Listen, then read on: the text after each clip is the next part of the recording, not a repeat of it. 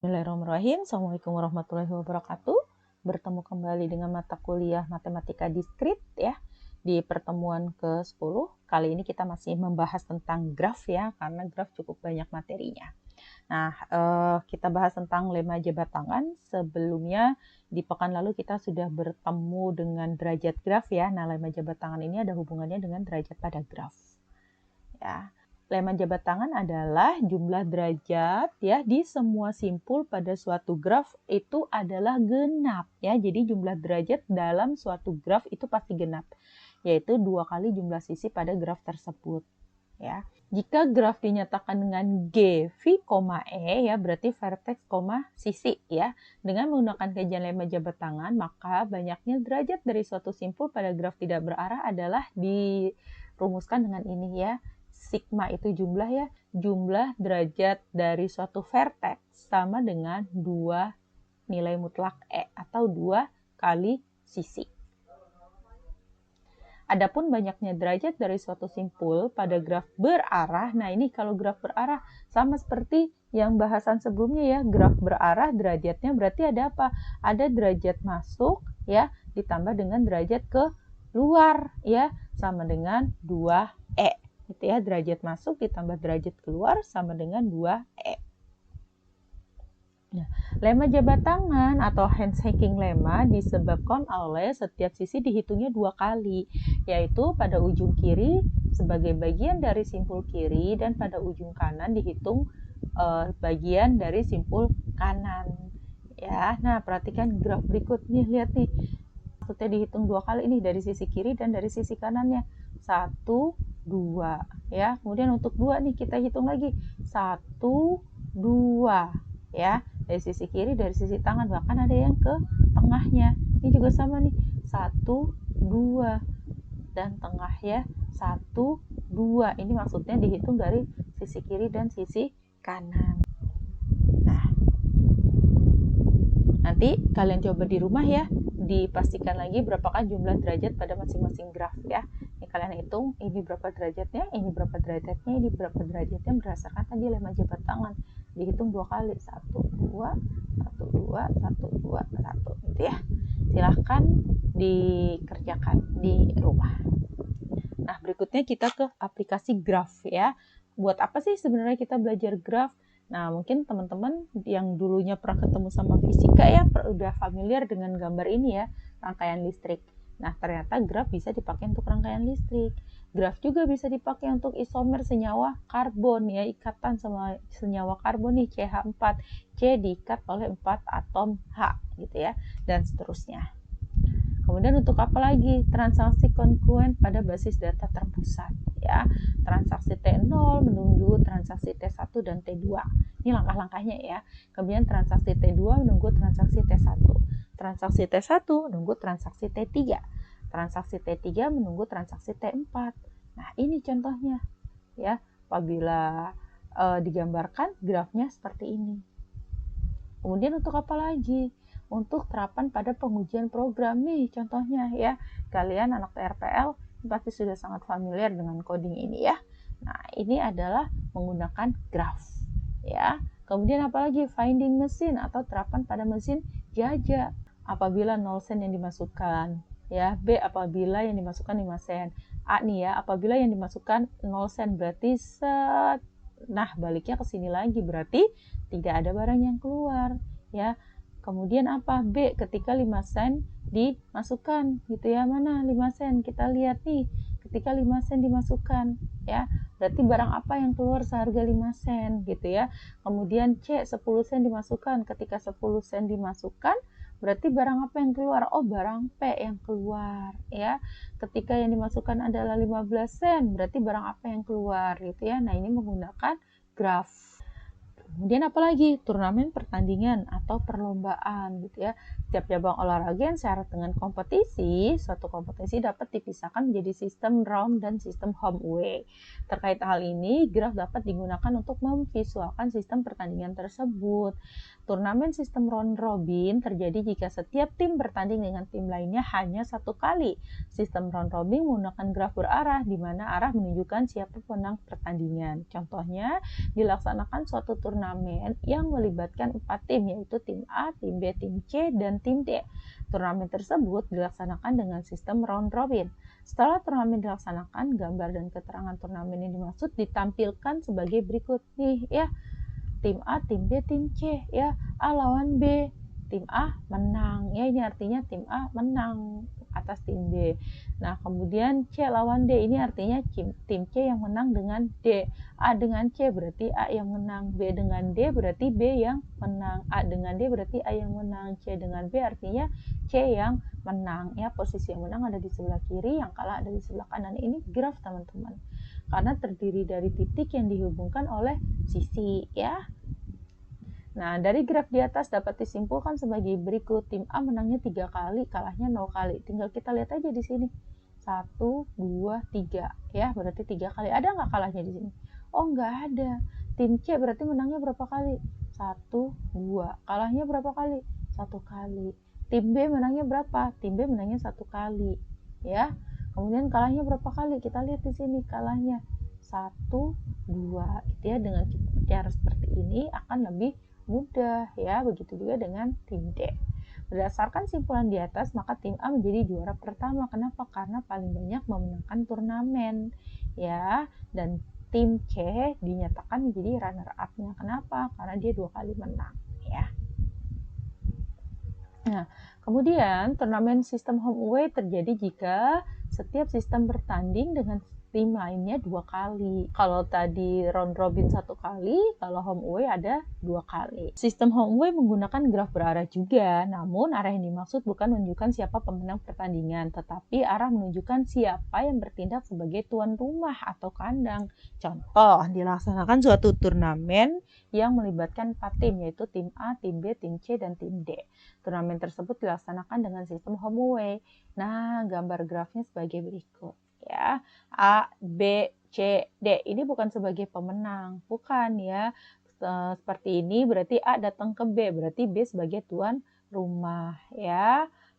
Nah, berarti ini juga nih dia bertindak sebagai tuan rumah. Kenapa? Karena C datangnya ke D, berarti si D ini wajib menjamu C. A ke C berarti tuan rumahnya adalah C. Sebelah sini adalah tuan rumah, sebelah sini adalah tamu ya. Nah, tahap keduanya juga sama, berarti ya ini bertandangnya di mana? Bertandangnya adalah di A ya. A-nya adalah tuan rumah. Kalian lihat tanda panahnya nih ya. Yang panahnya menuju berarti dia adalah tuan rumahnya, dia didatengin gitu ya. Nah, dari sini kita bisa lihat yang menang siapa yang kalah tidak ditunjukkan oleh arah panah.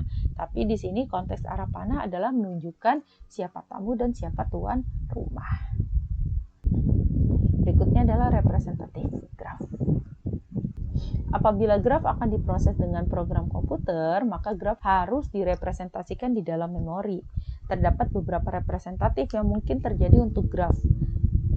3 macam representatif yang sering kita gunakan yaitu matriks ketetanggaan, matriks bersisian, dan senarai ketetanggaan. Yang pertama kita lihat matriks ketetanggaan. Representatif graf yang paling umum ya untuk matriks ketetanggaan ini, misalkan G ya, anggotanya V dan E adalah graf dengan N buah simpul di mana N-nya lebih dari atau sama dengan 1. Matriks ketetanggaan G adalah matriks dwimatra yang berukuran N kali N. Bila matriks tersebut dinamakan A ya dengan anggota AIJ, maka AIJ sama dengan 1 jika simpul I dan J bertetangga dan sama dengan 0 jika simpulnya tidak bertetangga.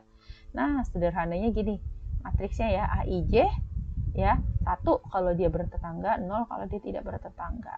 Ya, matriks ketetanggaan juga sering disebut dengan matriks 01. Elemen matriks ketetanggaan juga dapat dinyatakan dengan nilai false atau menyatakan 0 dan true menyatakan 1. Namun, perlu diperhatikan bahwa tidak semua elemen matriks ketetanggaan nilainya 0 dan 1. Bisa saja elemen matriks bernilai 2, 3, dan seterusnya. Nah, maksudnya apa? Nanti kita lihat di contoh ya.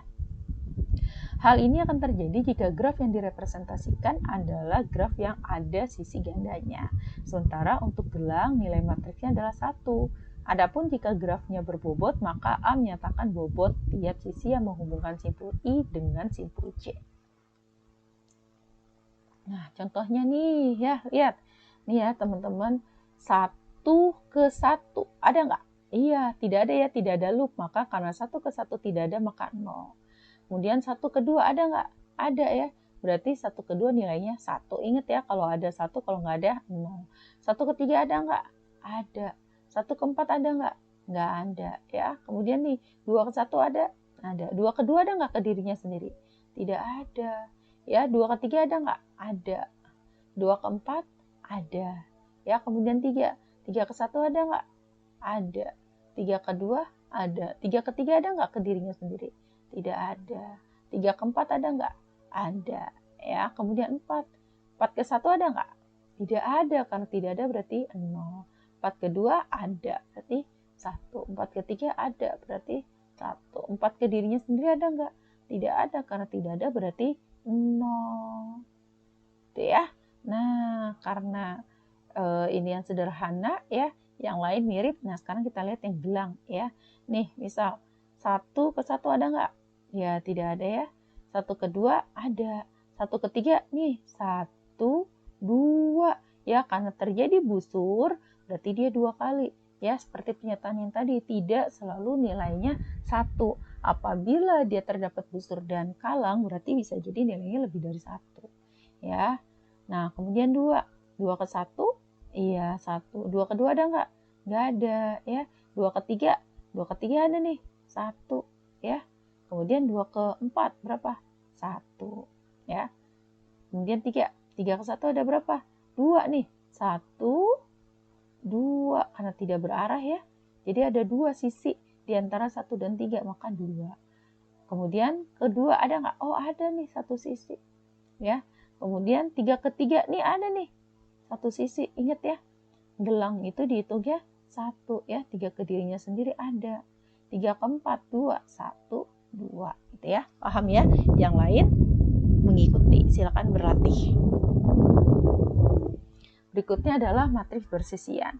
Ada matriks bertetanggaan, ada matriks bersisian ya. Tadi matriks bertetanggaan jika ada sisi-sisi yang menghubungkan antara vertex dengan vertex. Lalu bagaimana dengan matriks bersisian?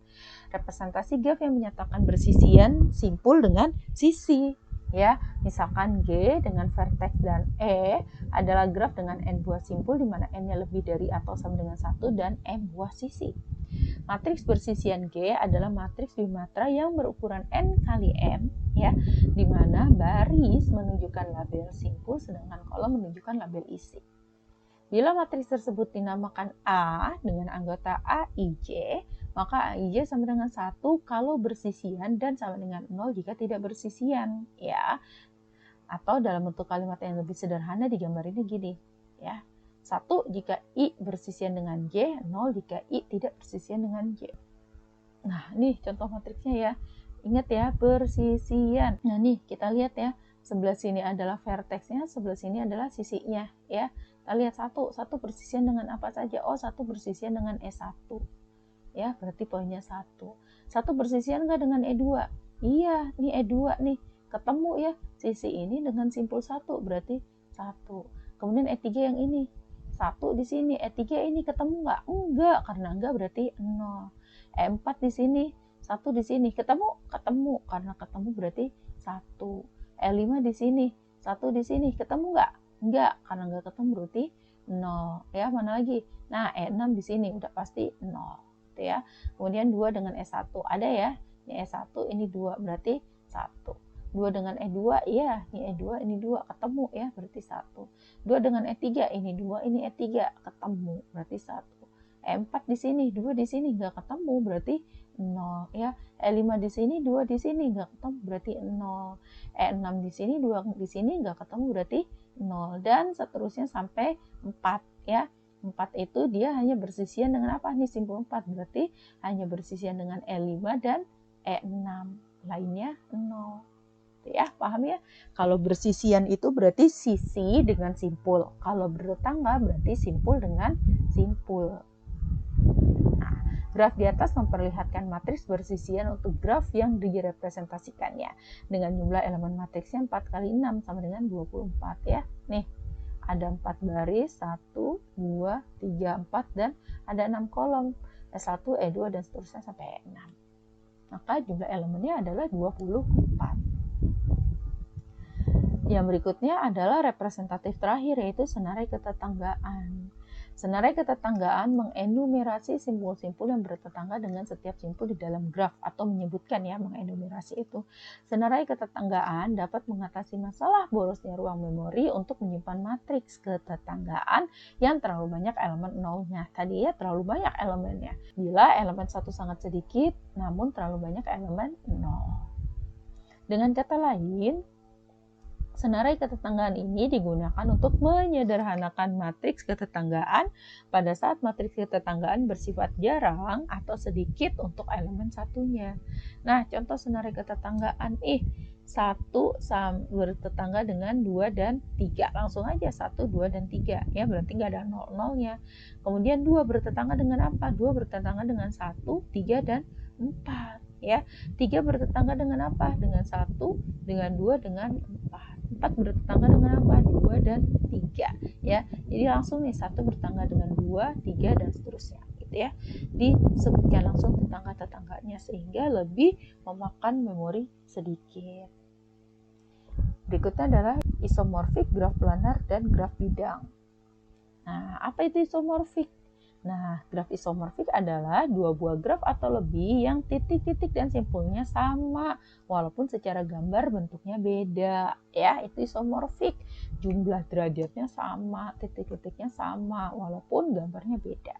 Graf isomorfik untuk dua buah graf G1 dan G2 terjadi jika terdapat korespondensi satu-satu antara simpul-simpul keduanya dan korespondensi satu-satu antara sisi-sisi keduanya sedemikian sehingga hubungan kebersisian antara dua graf tersebut tetap terjaga. Nah, nih, atau dengan kata lain, misalkan sisi E bersisian dengan simpul U dan V di G1, maka sisi E aksen berkorespondensi satu-satu di G2 harus bersisian dengan simpul U aksen dan V aksen di G2. Graf isomorfik untuk dua buah graf adalah graf yang sama, kecuali penamaannya. Jadi grafnya tuh sebenarnya sama, walaupun nampaknya beda. Ya, nama dari apa? Nama dari simpul, nama dari sisi, itu boleh beda. Atau dengan kata lain, dua buah graf yang isomorfik bisa bentuk secara geometriknya berbeda, penamaan simpulnya beda, penamaan sisinya beda, tapi korespondensi satu-satunya sama, derajatnya sama. Apa itu korespondensi satu-satu? Yaitu simpul dengan simpul yang saling berhubungan. Nah, graf isomorfik dapat ditunjukkan dengan menyebutkan korespondensi satu-satu atas simpul-simpulnya dan sisi-sisinya. Graf isomorfik juga dapat ditunjukkan dengan membuat matriks ketetanggaannya. Ya, syarat graf isomorfik yang pertama punya simpul yang sama, kedua sisinya sama, ketiga jumlah simpul yang sama, berderajatnya juga sama. Ya, nih perhatikan contoh ini, graf A dan graf B sama tidak? Beda ya. Kita lihat sisinya, simpulnya berapa jumlahnya? 5. Berapa jumlahnya? 5. Sama ya. Kita lihat urutannya. 1, 2, 3, 4, 5. Nih, 1, 2, 3, 4, 5. Urutan dan arahnya sama. Walaupun gambarnya berbeda. Lalu mana lagi yang mau kita lihat? Nih, yang punya gelang berapa? Simpul ketiga. Ini juga sama, simpul ketiga. Ya. Nah, nih, korespondensi satu-satunya nih, perhatikan. 1 berhubungan dengan siapa? 1 berhubungan dengan 2 dan 5. Nah, itulah korespondensi. Kita lihat graf B. 1 berhubungan dengan siapa? 2 dan 5. Sama ya. 2 berhubungan dengan siapa? Dengan 1, dengan 3, dengan 4, dengan 5. Nah, di sini 2 berhubungan dengan siapa? Dengan 1, dengan 3, 4, dan 5. Itu ya. Ini namanya graf isomorfik. Ketika jumlah simpulnya sama, jumlah sisinya sama, kemudian yang berkorespondensi satu-satunya juga sama, derajatnya pun sama. Itu dikatakan isomorfik. Walaupun gambar geometrinya berbeda. Nah, nih isomorfik bukan? Nah, G1 isomorfik dengan G2 ya. nih. Tapi G1 ini tidak isomorfik dengan G3. Kenapa? Lihat dong. Ini ada berapa sisinya? 1, 2, 3, 4, 5, 6. Ini ada berapa? 1, 2, 3, 4. Jelas dari satu aspek aja sudah tidak memenuhi. Satu saja tidak terpenuhi, maka dia bukan isomorfik. Ya. Nah, nih. Ya, ini isomorfik ya. Ini isomorfik. Ini bukan ya. Nih, lihat yang berkorespondensi satu-satunya bukan. 1, 2, 3, 4, 5, 6. 1, 2, 3, 4, 5, 6. Sama jumlah simpulnya. Sama. Yang berkorespondensi satu-satunya beda ya. Ini titik 1 berhubungan dengan sebelahnya ya. Nih, titik ini dia derajatnya cuman ke kiri dan ke kanan. Berarti cuma 2. Sementara di sini mana? Kiri, kanan, dan atas ya. Di sini yang memiliki derajatnya 3 itu yang ujung X, sementara di sini tengah ya, yang Y-nya. Karena korespondensi satu-satunya berbeda, maka dia dikatakan tidak isomorfik. Nah, ini coba menurut kalian ini isomorfik atau bukan? Berikutnya adalah graf planar. Apa itu graf planar? Graf yang tidak ada tanda silangnya ya, tidak ada yang memotong suatu sisi gitu ya, jadi tidak ada sisi-sisi yang bersilangan, itu graf planar gampangnya ya, nggak dipotong gitu ya. Jika suatu graf adalah graf planar, maka graf tersebut dapat digambarkan dengan menjadi graf bidang dengan tidak ada sisi yang berpotongan. Nah nih contoh ya, ini kan aslinya berpotongan ya, nih ketemu ya, dia bersilangan ya, namun ini bisa kita ubah ya, yang ini kita titik yang sebelah sini menghubungkan ke sininya nggak dari dalam tapi dari luar, kita tarik garisnya sehingga dia keluar dengan gambar seperti ini. Alhasil tidak berpotongan lagi ya, yang semula berpotongan jadi tidak berpotongan. Nah, graf yang tidak berpotongan ini dinamakan planar. Berikutnya adalah graf tidak planar, otomatis graf yang berpotongan ya, atau dengan kata lain graf tidak planar adalah graf yang setelah diupayakan berkali-kali tapi tetap aja nggak bisa ada sisi yang tidak berpotongan, tetap aja ya ada sisi yang berpotongan.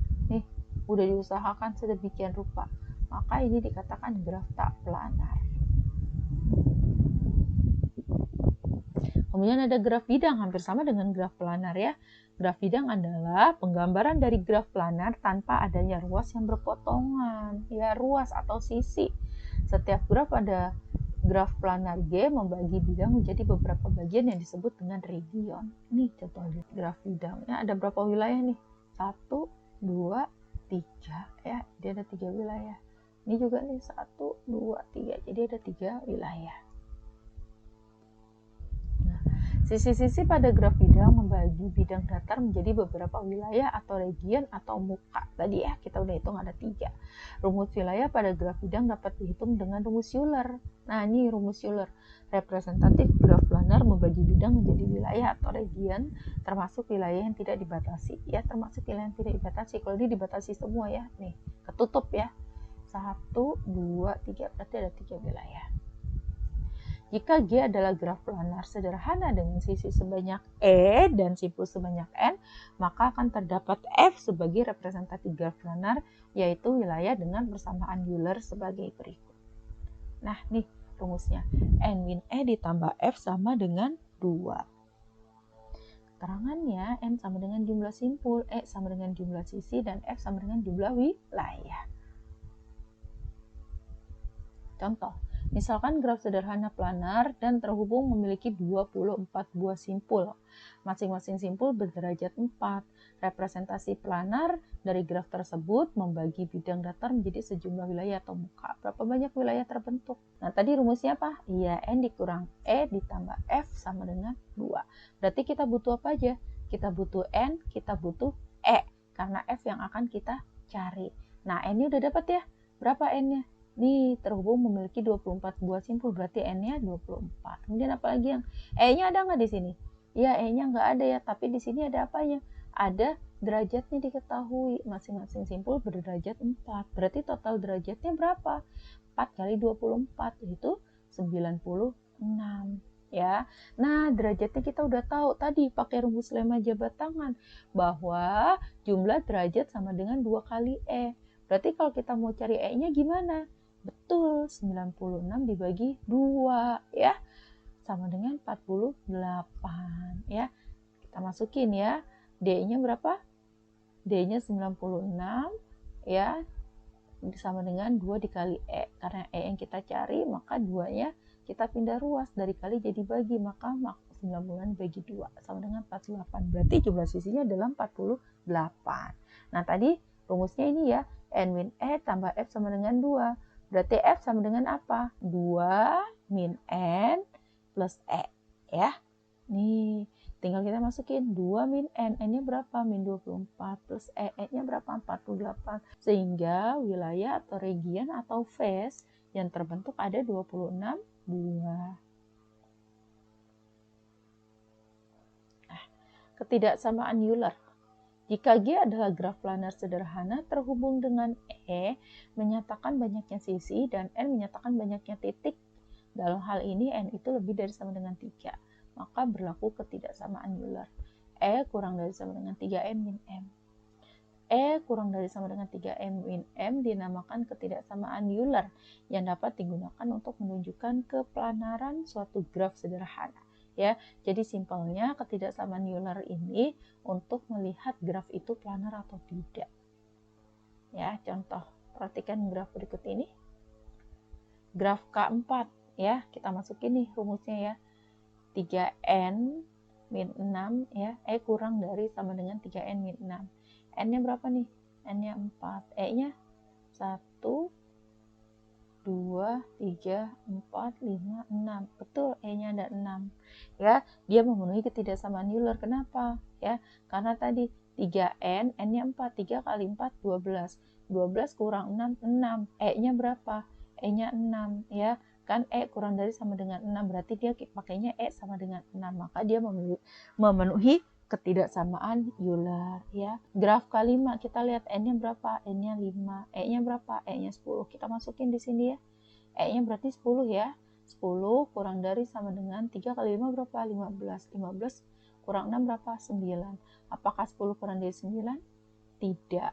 Karena 10 itu lebih besar dari 9, maka graf K5 bukan merupakan graf planar ya.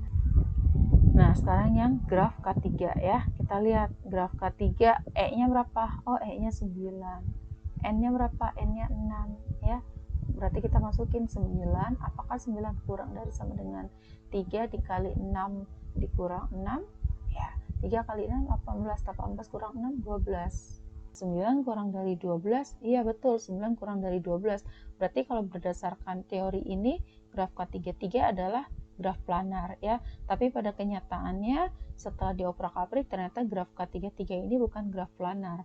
Maka ketidaksamaan Euler tidak berlaku pada graf K33 ini. Ya, lalu bagaimana? Nah, maka ini bisa kita selesaikan dengan teorema Kuratowski. Ya, jika G adalah graf planar sederhana yang terhubung dengan N buah titik di mana N-nya itu lebih dari sama dengan 3 dan setiap daerah graf planar dibatasi oleh paling sedikit 4 buah sisi dan tidak mempunyai sirkuit atau sikel yang panjangnya 3, maka berlaku rumus E kurang dari 2N min 4 ya. Nah, ini contoh ini ya. Tuh, ketika digambar tetap aja kan ketemu ada yang silang. Mau diusahain kayak gimana juga nggak bisa. Ini akan tetap ada yang silang ya. Nah, maka kita hitung pakai rumus ini ya. Graf di atas memiliki ketidaksamaan E kurang dari sama dengan 2N min 4 karena kita hitung ya, E-nya 9 berarti N-nya 6 ya. E-nya 9, N-nya 6 berarti 2 kali 6 12. 12 dikurangin 4 8 ya. Apakah 9 kurang dari sama dengan 8? Tidak, karena 9 itu lebih besar dari 8, maka graf tersebut bukanlah graf planar ya. Ketika ketidaksamaan ini terpenuhi ya, maka dia graf planar. Tapi ketika ketidaksamaannya tidak terpenuhi, maka dia bukanlah graf planar gitu ya.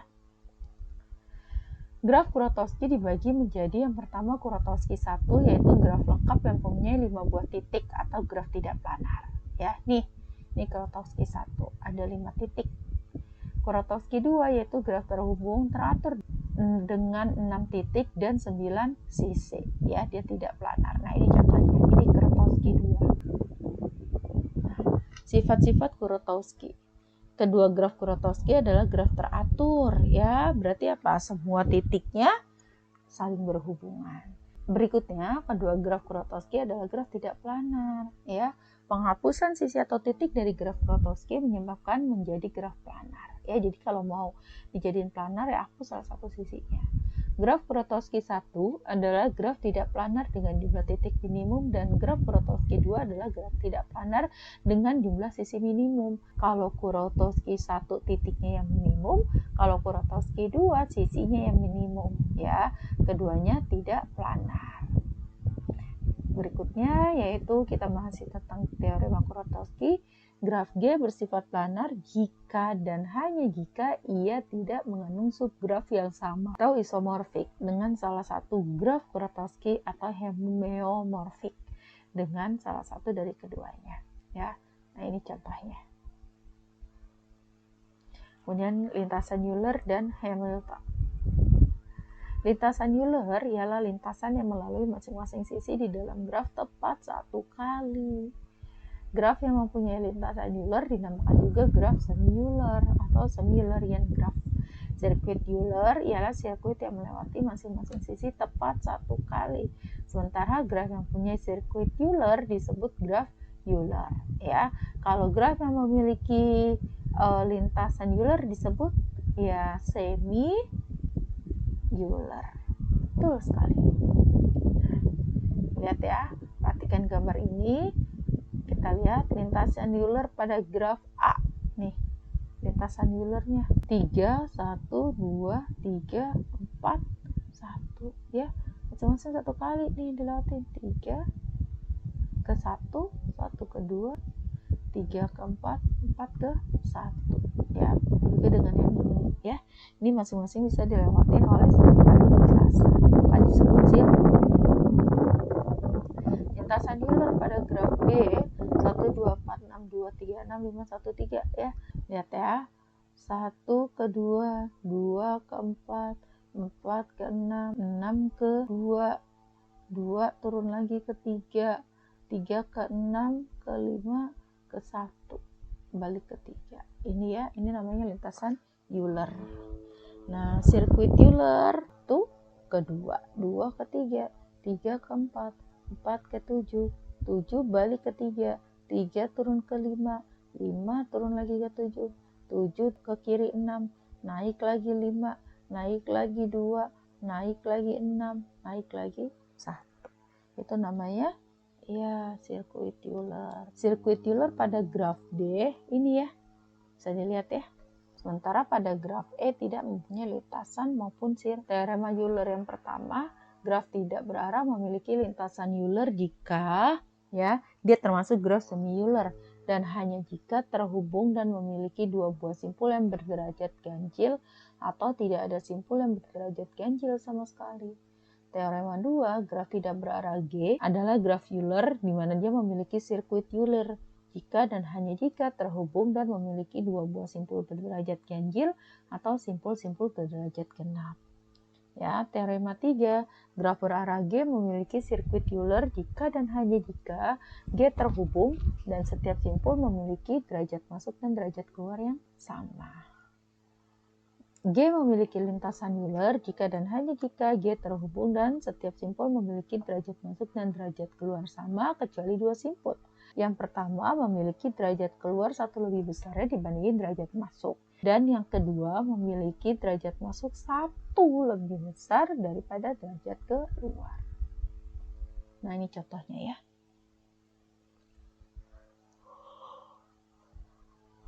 Ini untuk gambar A, dia merupakan graf berarah Euler ya, dengan lintasan AGC, BG, E, D, F, A ya. Gitu juga dengan graf B. Namun graf C ternyata dia bukan Euler maupun semi Euler. Ya, paham ya? Berikutnya kita akan bahas tentang lintasan dan sirkuit Hamilton. Lintasan Hamilton ialah lintasan yang melalui tiap simpul di dalam graf tepat satu kali. Ya, graf yang hanya memiliki satu lintasan Hamilton disebut graf semi Hamilton.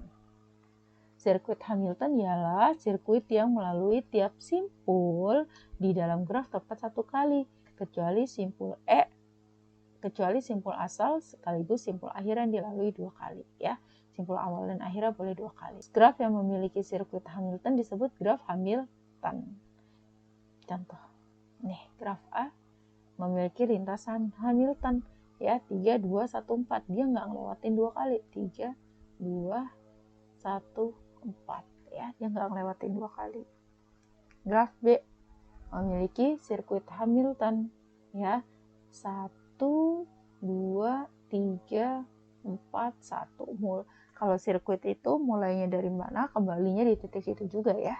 Tapi tetap satu kali lintasan. Nah, ini graf C, ya, tidak memiliki lintasan Hamilton maupun sirkuit Hamilton, ya. Teorema 1 dari teorema Dirac dan Mohr. Ya, bunyi teorema 1 adalah syarat cukup supaya graf sederhana G dengan N, ya, di mana N lebih dari sama dengan 3 buah simpul, itu adalah graf Hamilton, yaitu bila derajat tiap simpulnya paling sedikit N/2 atau, ya, jumlah dari derajatnya lebih dari sama dengan N/2 untuk setiap simpul V di G, ya. Coba nyatakan dalam jika P maka Q, ya. Yang teorema kedua, setiap graf lengkap adalah graf Hamilton. Teorema 3, di dalam graf lengkap G dengan N buah simpul, di mana N lebih dari sama dengan 3, terdapat N-1 faktorial dibagi 2 buah sirkuit Hamilton. Teorema 4, di dalam graf lengkap G dengan N buah simpul, di mana N lebih dari sama dengan 3 dan N ganjil, ya, maka terdapat N-1 dibagi 2 untuk mencari banyaknya sirkuit Hamilton yang saling lepas. Ya, jika N genap dan N lebih dari 4, maka di dalam G tersebut terdapat N-2 dibagi 2 buah sirkuit Hamilton yang saling lepas. Contoh, 9 anggota sebuah klub bertemu tiap hari untuk makan siang pada sebuah meja bundar. Mereka memutuskan duduk sedemikian sehingga setiap anggota mempunyai tangga duduk berbeda pada setiap makan siang. Berapa hari pengaturan tersebut dapat dilakukan? Nah, jumlah pengaturan tempat duduk yang berbeda-beda ialah N-1 bagi 2. N-nya berapa? 9, maka jadi 9 - 1 dibagi 2. Berapa dapatnya? 4, ya. Ini dia tampilan tempat duduknya dalam bentuk graf. Berarti 4 kali pengaturan tersebut baru dapat dilaksanakan lagi, ya. Nah, ini contoh grafnya, ya, graf yang merepresentasikan persoalan pengaturan tempat duduk. Oke, sampai di sini materi kita. Terima kasih atas perhatiannya. Assalamualaikum warahmatullahi wabarakatuh.